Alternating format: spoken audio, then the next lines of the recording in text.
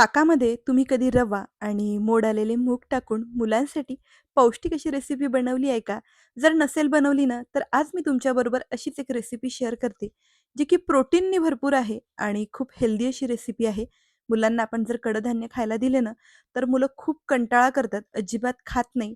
पण काहीतरी छान वेगळं बनवून दिलं, की मुलंही आवडीने खातात.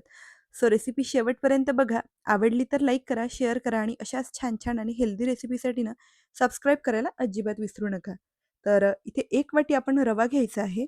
तर हा बारीक रवा आहे. तुमच्याकडे जाड रवा असेल ना, तर तोही तुम्ही इथे घेऊ शकता. त्यानंतर आपण इथे अर्धी वाटी मोड आलेले मूग घेतलेले आहे.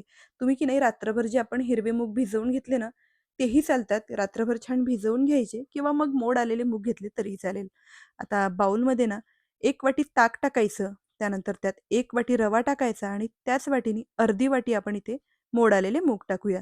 सगळं आपल्याला व्यवस्थित मिक्स करून घ्यायचं आहे आणि हे मिश्रण आपण एक 10 ते 15 मिनिटं छान मुरण्यासाठी साईडला ठेवूया. म्हणजे 10-15 मिनिटात आपला जो रवा आहे ना, तो छान मुरतो. बघू शकता इथे बॅटर छान घट्ट झालं आहे. तर मिक्सरच्या भांड्यात आपल्याला हे बॅटर काढून घ्यायचं आहे. यात आपल्याला अजिबात पाणी वगैरे टाकण्याची गरज पडत नाही. त्यानंतर यात आपण कोथिंबीर टाकूया आणि आवडीनुसार हिरवी मिरची टाकायची. आता मिरची जर तुम्हाला जास्त आवडत असेल, तिखट जास्त आवडत असेल ना, तर तुम्ही इथे मिरची जास्त टाकू शकता.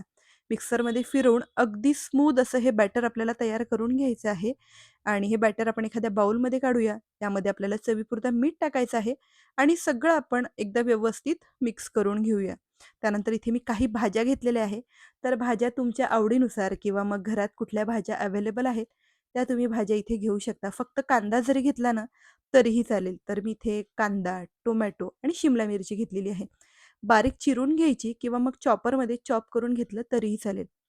माझ्याकडे ना अशा पद्धतीचं हे पॅन आहे. तर तुमच्याकडे हे पॅन नसेल ना, तर मग तव्यावर सुद्धा आपण हे पॅनकेक्स बनवून घेऊ शकतो. तर पॅनमध्ये थोडंसं तेल टाकायचं. इथे तुम्ही तूप किंवा मग बटरही वापरू शकता. थोडेसे पांढरे तीळ टाकले. तीळमध्ये ना भरपूर कॅल्शियम असतं. सो थोडे-थोडे तीळ पण यामध्ये मी टाकले आहेत. म्हणजे ही रेसिपी अजून हेल्दी होते. आता थोडं-थोडं बॅटर आपण व्यवस्थित स्प्रेड करून घ्यायचं आहे. आता वरून मी थोडंसं लाल तिखट टाकते आहे.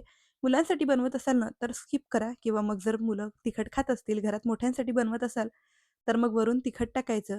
जिरा पावडर टाकूया आणि पदार्थाला अजून छान चटपटीत अशी चव यावी, त्यासाठी मी इथे ना चाट मसालासुद्धा टाकला आहे. त्यानंतर आपण काही भाज्या पण टाकूया.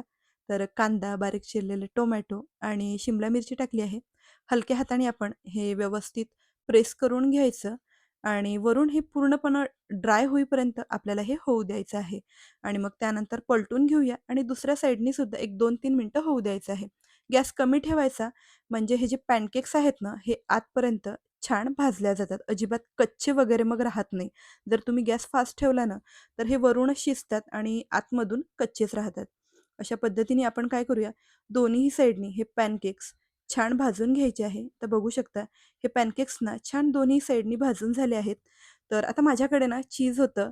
सो मुलांना चीज आवडतं म्हणून इथे थोडं-थोडं मी चीज पण टाकते आहे. अगदी ऑप्शनल आहे.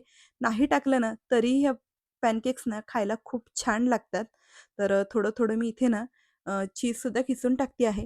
बघा मुलांना जर आपण तसं भाज्या खायला दिलं, कडधान्य खायला दिलं तर मुलं खात नाहीत. पण अशा पद्धतीने काहीतरी वेगळं बनवून दिलं, की मग मुलंही आवडीने खातात. चीज छान मेल्ट झाला आहे आणि बघू शकता मस्त आपलं पॅनकेकसुद्धा रेडी झाले आहेत. आता लगेच आपण चटणी बनवूया.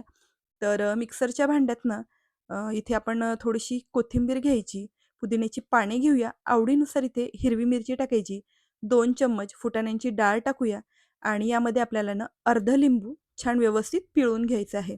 त्यानंतर चवीपुरतं मीठ टाकायचं आणि एक 2-3 चम्मच पाणी टाकूया आणि मिक्सरमध्ये फिरवून आपल्याला ना ही छान चटणी तयार करून घ्यायची आहे. बघू शकता अगदी 2च मिनिटात आपली ही ग्रीन चटणी बनवून तयार होते पराठ्यांबरोबर, सँडविचवर किंवा मग चिला बनवला की नाही, की त्याबरोबरही खायला ही चटणी खूप छान लागते. तर मस्त आपली ही चटणी तयार झालेली आहे. तर बाउलमध्ये ही चटणी काढून घेऊया आणि त्याचबरोबर आपले हे हेल्दी, ईझी, चीझी भरपूर अशा भाज्या असलेले प्रोटीननी पॅनकेक्स आपले झाले आहेत रेडी. तर मुलांच्या टिफिनसाठी म्हणा किंवा सकाळच्या ब्रेकफास्टसाठी एकदा ही रेसिपी नक्की ट्राय करून बघा.